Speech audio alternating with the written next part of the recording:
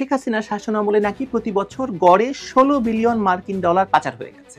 বিশিষ্ট অর্থনীতিবিদ দেবপ্রিয় ভট্টাচার্যের নেতৃত্বে গঠিত শ্বেতপত্র প্রণয়ন কমিটি ৩ মাসের অনুসন্ধান শেষে তাদের চূড়ান্ত প্রতিবেদন হস্তান্তর করেছে।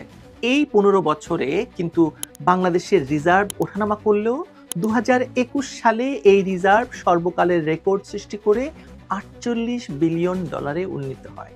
এত পাচার টাচার করেও শেখ হাসিনা পদ্মা সেতু করেছেন, রূপপুর পারমাণবিক বিদ্যুৎ কেন্দ্র করেছেন, পায়রা বন্দর করেছেন, বঙ্গবন্ধু স্যাটেলাইট করেছেন, সাবমেরিন কিনেছেন, মেট্রো রেল করেছেন। আর আপনার এলাকায় কি কি কাজ করেছেন সেটা আপনি ভালো জানেন। পাচারের পরও এত টাকা তিনি কোত্থেকে জোগাড় করতেন? বিগত ১১ মাসে বাংলাদেশের রিজার্ভ ১ পয়সাও বাড়েনি। ডলার তাহলে গেল কোথায়? দুবাইতে বাড়ি কেনা হয়েছে? এই ১১ মাসে কোনো ধরনের প্রকল্প কাজ করেনি, আগের প্রকল্পের টাকা ছাড় হয়নি। তাহলে এই টাকা কোথায় গেল? আমরা যদি হিসেব কষি যে শেখ হাসিনার আমলে যদি প্রতি বছর গড়ে ১৬ বিলিয়ন ডলার পাচার হয়ে থাকে, তাহলে বর্তমান সরকারের আমলে তো সেই ১৬ বিলিয়ন রিজার্ভের যুক্ত হওয়ার কথা ছিল না? কি করেছেন এই ১৬ বিলিয়ন ডলার? আমি বলবো কই গেছে? বাকি টাকা গিয়েছে ডক্টর ইউনূসের নিজের দল এনসিপির ফান্ডে।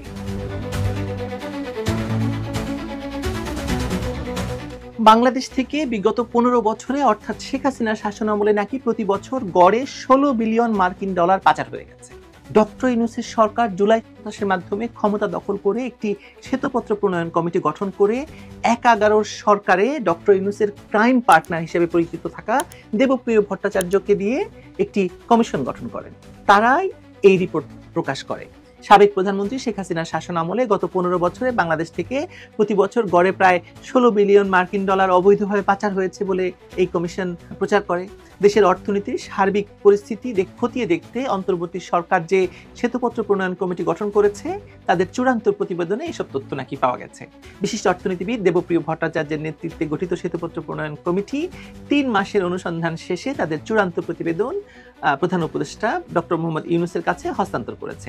প্রধান উপদেষ্টা তেজগাঁও কার্যালয়ে অনুষ্ঠিত প্রতিবেদন হস্তান্তর অনুষ্ঠানে কমিটির প্রধান দেবপ্রিয় ভট্টাচার্য ছাড়াও অন্যান্য সদস্যরা উপস্থিত ছিলেন। প্রধান উপদেষ্টার দপ্তর থেকে পাঠানো সংবাদ বিজ্ঞপ্তিতে জানানো হয় যে শেখ হাসিনার আমলে দুর্নীতি, লুণ্ঠন এবং ভয়ঙ্কর রকমের আর্থিক কারচুপির যে চিত্র প্রতিবেদনে পাওয়া গেছে তা আতঙ্কিত হওয়ার মতো বলে কমিটির পক্ষ থেকে বলা হয়েছে। তার মানে শেখ হাসিনার শাসনের ১৫ বছরে দেশ থেকে পাচার হয়েছে, যদি হিসাব করেন, ২৪০ বিলিয়ন ডলার। সংখ্যাটা কত বড় ভাবতেও আসলে আমাদের মতো ছাপোষা মানুষদের কষ্ট হওয়ার কথা, তাই না? বিলিয়ন লিখতে কটা শূন্য লাগে বলুন? আমি জানতাম না, আসলে গুগল করে বের করলাম। একের পাশে ৯টা শূন্য দিলে ১ বিলিয়ন লেখা যায়। যা হোক, কথা সেটি নয়।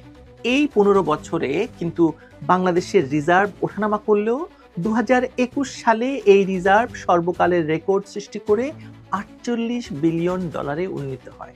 চিন্তা করে দেখুন, প্রতি বছর যদি ১৬ বিলিয়ন করে ডলার পাচার হয়ে যেত, তাহলে বাংলাদেশের রিজার্ভ খালি হতে সময় লাগার কথা ছিল মাত্র ৩ বছর।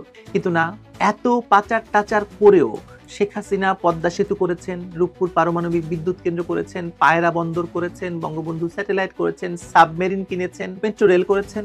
আর আপনার এলাকায় কি কি কাজ করেছেন সেটা আপনি ভালো জানেন। পাচারের পরও এত টাকা তিনি কোত্থেকে জোগাড় করতেন? প্রতি বছর ১৬ বিলিয়ন পাচার করার পরও শেখ হাসিনাকে যখন ক্ষমতাচ্যুত করা হয়, তখন দেশের রিজার্ভ কত ছিল বলুন তো? ৩০শে জুন ২০২৪ তারিখে আন্তর্জাতিক মানদণ্ড বা BPM-6 অনুসারে দেশের রিজার্ভ ছিল ২১.৭৮ বিলিয়ন ডলার। ইউনূস সরকারের ক্ষমতা দখলের পর এই পরিমাণ রিজার্ভ নিয়ে যাত্রা শুরু করে ইউনূস সরকার। হঠাৎ করে জুলাই মাসের শেষে রিজার্ভ খুব দ্রুত কমতে শুরু করে। তবে রিজার্ভ কি কারণে এত কমছে সেটি গণমাধ্যমকে বলা যাবে না বলে জানান বাংলাদেশ ব্যাংকের মুখপাত্র মোহাম্মদ মেজবাউল হক। বণিক বার্তাকে তিনি বলেছিলেন যে এখন থেকে মাসে একবার রিজার্ভের তথ্য প্রকাশ করা হবে, রিজার্ভ কি কারণে কমছে সেটি বলা হবে না। তখনও বর্তমান গভর্নর আহসান এইচ মনসুর গভর্নরের দায়িত্ব নেননি। সেই সময় এই ডক্টর আহসান এইচ মনসুর বলেছিলেন যে পৃথিবীর সব দেশের কেন্দ্রীয় ব্যাংক রিজার্ভ, ডলারের বিনিময় হার, মুদ্রাস্ফীতির মতো অর্থনীতির মৌলিক সূচকগুলো প্রকৃত তথ্যের পাশাপাশি ভবিষ্যতে কি হবে সেটিও বলে দেয়। কিন্তু আমাদের কেন্দ্রীয় ব্যাংক এসব তথ্য গোপন রাখার চেষ্টায় আছে। IMF এ চাকরি করার সময় আমি পাকিস্তানে ছিলাম, তখন দেশটির কেন্দ্রীয় ব্যাংক দিনে 2 বার রিজার্ভের তথ্য প্রকাশ করত। আমরা দেখছি বাংলাদেশ ব্যাংক এখন মাসে 1 বার রিজার্ভের তথ্য জানাচ্ছে। অন্যান্য তথ্য তারা গোপন রাখছে। গোপনীয়তা মানে কখনোই দেশ কিংবা সরকারের জন্য ভালো নয়। কোনো তথ্য গোপন রাখা আত্মঘাতী কাজ। এটা যখন উনি গভর্নর হননি তখন কিছুদিন আগেই, তারপরে কিছুদিন পরে তিনি গভর্নর হন। তারপরে কি হয়েছে দেখি। মজার ব্যাপার হলো এই আত্মঘাতী কাজটি তিনি যেদিন থেকে গভর্নর হয়েছেন সেদিন থেকে খুব দারুণভাবে করে চলেছেন। দেশের অর্থনীতির প্রকৃত খবরটি তিনি আসলে আত্মঘাতীভাবে গোপন রাখতে সক্ষম হচ্ছেন নিয়মিত। তবুও দু একটা আসলে বেরিয়ে যায়। এই যেমন ধরুন আমরা জানতে পারলাম যে বিগত 11 মাসে বাংলাদেশের রিজার্ভ 1 পয়সাও বাড়েনি। দেশের বৈদেশিক মুদ্রা আয়ের প্রধান দুই উৎস রেমিটেন্স এবং রপ্তানি আয়। চলতি অর্থ বছরে এই দুটি খাতেই বড় ধরনের প্রবৃদ্ধি হয়েছে বলে তারা দাবি করছেন। এর মধ্যে রেমিটেন্স প্রবৃদ্ধি হয়েছে প্রায় 28%, আর প্রায় 10% প্রবৃদ্ধি হয়েছে রপ্তানি আয়ে। তবে প্রধান এই দুই উৎসের উচ্চ প্রবৃদ্ধিও দেশের বৈদেশিক মুদ্রার রিজার্ভ বাড়াতে পারছে না।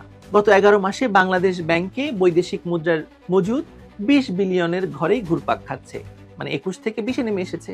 আন্তর্জাতিক মানদণ্ড বা BPM-6 অনুযায়ী গত 29শে মে দেশের রিজার্ভের পরিমাণ ছিল 2057 কোটি বা 20.57 বিলিয়ন ডলার।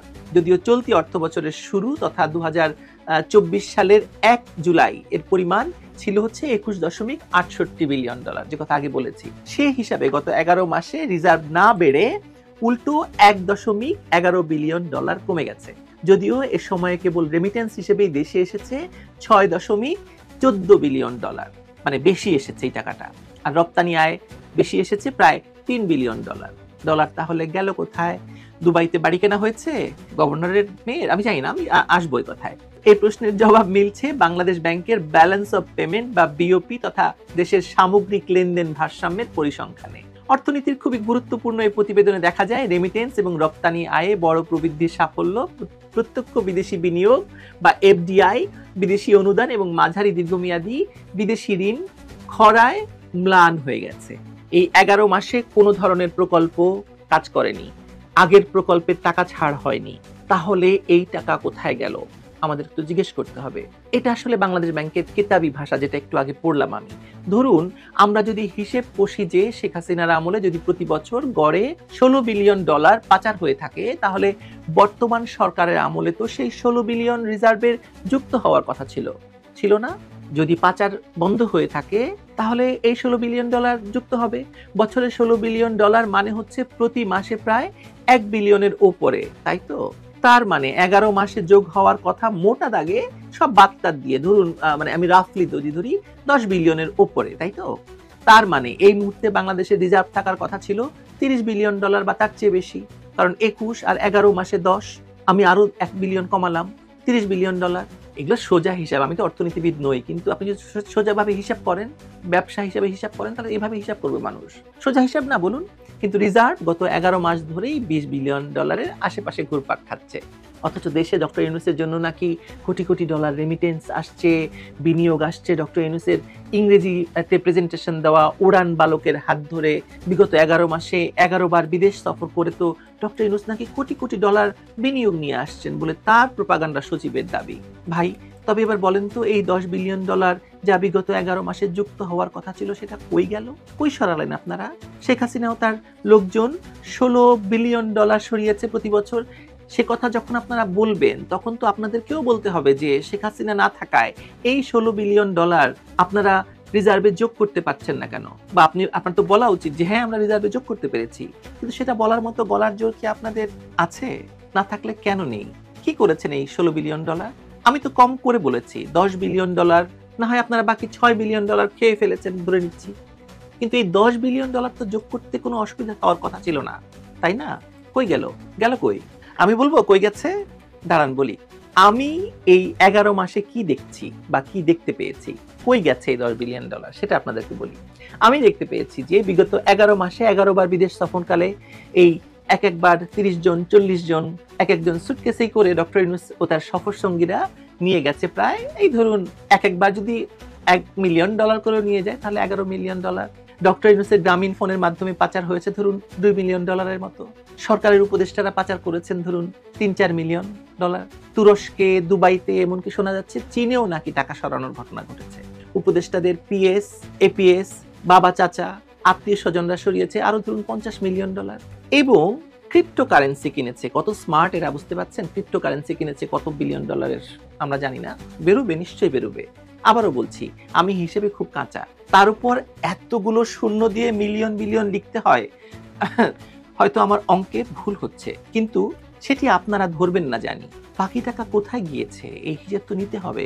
কি নিতে হবে না বলুন তো? কোথায় গেল? পারলেন না তো বলতে। আমি দেখতে পাচ্ছি যে বাকি টাকা গিয়েছে ডক্টর ইউনূসের নিজের দল এনসিপির ফান্ডে। এই দলটির ফান্ডে এখন কত টাকা আছে আপনারা ধারণাও করতে পারবেন না।